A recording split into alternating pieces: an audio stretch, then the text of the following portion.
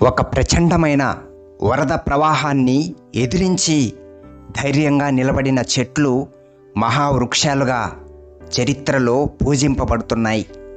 కానీ వరదకు వంగి భయంతో లొంగిన చెట్లు నామరూపాలు లేకుండా కాళ్ళ గర్భంలో కలిసిపోయాయి. అదేవిధంగా మనిషి చరిత్ర కూడా ఖచ్చితంగా ఇలాగే ఉంటుంది. తన శక్తిని ధైర్యంగా సాహసంతో ప్రకటించి పరిస్థితులకు లొంగకుండా శక్తిని ప్రదర్శించిన వీరులే చరిత్రలో ఘనకార్యాలను సాధించగలిగారు. ఎందుకంటే జీవితం అనే పోరాటంలో ధైర్యం అనే శక్తినే విజయలక్ష్మి వరిస్తూ ఉంటుంది. పిరికితనాన్ని ప్రకృతి కూడా ఏమాత్రం సహించలేదు. ప్రకృతి సమాజం రెండూ పిరికితనాన్ని, పిరికి వ్యక్తిని నిరంతరం అణగదొక్కటానికి ఎల్లవేళలా ప్రయత్నం చేస్తూనే ఉంటాయి. మీరు శక్తిని, బలాన్ని, ధైర్యాన్ని ప్రదర్శిస్తున్నప్పుడు ప్రపంచం కూడా మిమ్మల్ని అదే దృష్టితో చూస్తుంది. మిమ్మల్ని మీరు శక్తివంతులుగా భావించుకున్నప్పుడు మీ భావమే ప్రపంచానికి స్పష్టంగా దర్శింపబడుతుంది. మిమ్మల్ని మీరు శక్తివంతులుగా, ధైర్యవంతులుగా భావించినప్పుడు ప్రపంచం కూడా మిమ్మల్ని ధైర్యవంతులుగానే చూస్తుంది. అలా కాకుండా మిమ్మల్ని మీరే బలహీనులుగా భావించుకుంటే లోకమంతా మీపై బలహీనులుగానే ముద్ర వేసేస్తుంది. ఏ కారణంగా బాధ కలిగినా సరే వెంటనే మనస్సు నుంచి, శరీరం నుంచి పూర్తిగా ఆ బాధ తరంగాలను విసిరి కొట్టాలి అంటే మనస్సుతో, శరీరంతో కొన్ని శక్తిపూర్వకమైనటువంటి వాక్యాలను స్మరించుకోండి. గాఢంగా గాలి పీల్చి హృదయాన్ని ధైర్యంగా నిలబెట్టుకొని పిడికిలి బిగించి మనస్ఫూర్తిగా మీతో మీరు ఈ వాక్యాలను పలకండి. నా మనస్సు బలమైనది, నా మనస్సు దృఢమైనది, నా మనస్సు శక్తివంతమైనది, నా మనస్సు ధైర్యవంతమైనది, విజయాన్ని పొందే సర్వశక్తులు నా మనస్సులో గూఢంగా దాగి ఉన్నాయి అని పలుకుతూ ఉన్నట్లయితే మనస్సులో అనంతమైన స్ఫూర్తి, చైతన్యం నిండుతుంది. అదేవిధంగా శరీరంలో కూడా మనస్సుతో పాటుగా శరీరాన్ని కూడా చైతన్యపరచాలి అంటే ఇలాంటి శక్తివంతమైన వాక్యాలతో తరంగాలని సృష్టించాలి. నా శరీరం దృఢమైనది, నా శరీరం ఆరోగ్యవంతమైనది, నా శరీరం పటిష్టమైనది, నా శరీరం శక్తి సంపన్నమైనది, నా శరీరంలో విజయానికి అవసరమైన సర్వశక్తులు, సర్వయుక్తులు నిండి ఉన్నాయి. ఈ విధంగా 4 రకాల మాటలతో మనస్సును, శరీరాన్ని 5 నిమిషాల పాటు గట్టిగా చైతన్యపరుచుకున్నట్లయితే మెదడు నుంచి, శరీర భాగాల నుంచి శక్తి తరంగాలు సృష్టించబడి బాధ, భయం యొక్క వైబ్రేషన్స్ పూర్తిగా నశించిపోయి కొత్త శక్తితో విజయం వైపు దూసుకు వెళ్ళేందుకు ప్రేరణ, స్ఫూర్తి కలుగుతుంటాయి. ఇక్కడ మీరు గమనించాల్సింది ఏమిటంటే ఎవ్వరికీ కూడా బలాన్ని ఇవ్వలేరు. బలాన్ని పెంచుకునే మార్గాన్ని మాత్రమే చూపిస్తారు. బలాన్ని, శక్తిని సృష్టించుకునే పద్ధతులను మాత్రమే నేర్పిస్తారు. అందుకే ఇక్కడ మీరు గ్రహించాల్సినటువంటి మంత్రం ఏమిటంటే మీ బలానికి మీరే సృష్టికర్తలు. మీరు బలాన్ని సృష్టించుకున్నట్లయితే జీవితాన్ని తయారు చేసుకొని లక్ష్య సాధన మార్గాలను సృష్టించుకోగలుగుతారు. లక్ష్యాన్ని సాధించటం, సాధించకపోవటం అనేది శక్తి ఉండటం, లేకపోవటం ఒక తేడా వల్లనే జరుగుతూ ఉంటుంది. కాబట్టి ఇక్కడ శక్తిని సృష్టించుకోవటమే విజయాలను సృష్టించుకోవటం అనే ప్రాథమిక సూత్రాన్ని గ్రహించాలి. ఎవరో ఇచ్చినటువంటి బలంతో జీవితాంతం నిలబడి జీవితాన్ని గెలిచిన వ్యక్తులు చరిత్రలో ఇంతవరకు ఎవ్వరూ లేరు. ఎవరైనా సరే ఒక లక్ష్యాన్ని, లేదా ఒక గమ్యాన్ని, లేదా ఒక ఆశయాన్ని సాధించుకోవటంలో బయట నుంచి ప్రేరణను, స్ఫూర్తిని ఆశించవచ్చు. కానీ శక్తిని మాత్రం ఆశించటానికి వీల్లేదు అని భగవద్గీత కఠినంగా హెచ్చరించింది. ఎందుకంటే శక్తి మీ లోపల నుంచి మీరు సృష్టించుకునేదే తప్ప బయట నుంచి మీలోకి చొప్పించబడేది ఏమాత్రము కాదు అని భగవద్గీతలో అనేక శ్లోకాలు ప్రకటించాయి.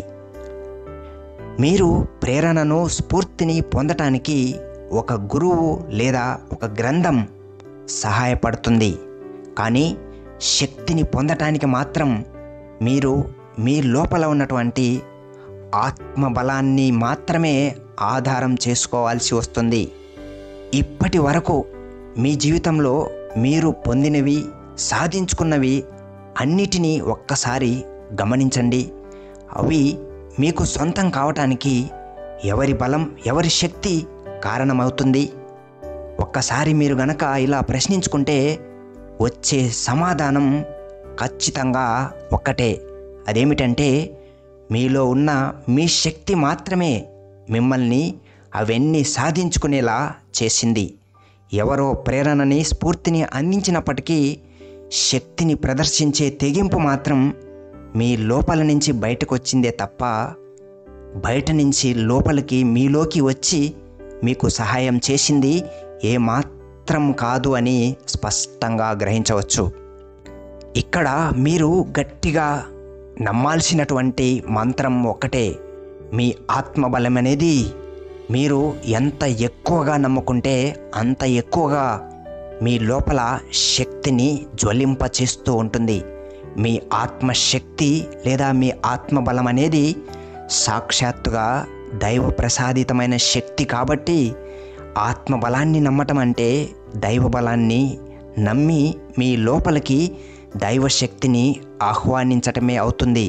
ఎందుకంటే ఆత్మశక్తిని విశ్వసించే వారికి విశ్వశక్తి నుంచి కూడా పాజిటివ్ తరంగాల శక్తి ప్రవాహంలాగా అందుతూ ఉంటుంది అనేది వేదాలు చెప్పినటువంటి రహస్యం.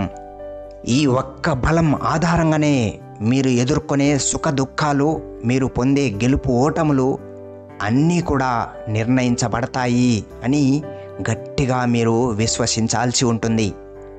ఎందుకంటే తలరాతను కూడా సృష్టించేది ఈ ఆత్మ బలమేనని వేదాంతం స్పష్టంగా ప్రకటించింది.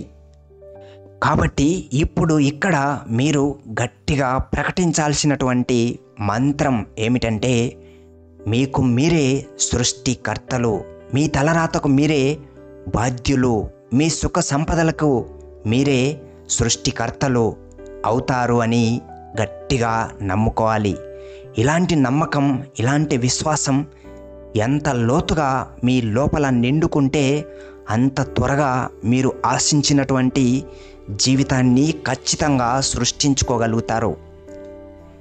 కనుక సహాయం, శక్తి ఎక్కడి నుంచో లభిస్తాయి అని ఎదురు చూడటం తగ్గించి మీకు కావలసిన శక్తిని మీరు సృష్టించుకోవటంలో గాఢంగా నిమగ్నమైపోవాలి. ఈ విధంగా మిమ్మల్ని మీరు శక్తివంతులుగా చేసుకున్నట్లయితే గతం నుంచి వెంటాడుతూ వచ్చినటువంటి లోపాలు, పాపాలు, శాపాలు అన్నీ కూడా మీ ఆత్మశక్తి ముందు తప్పకుండా తుడిచిపెట్టుకొని పోవాల్సిందే.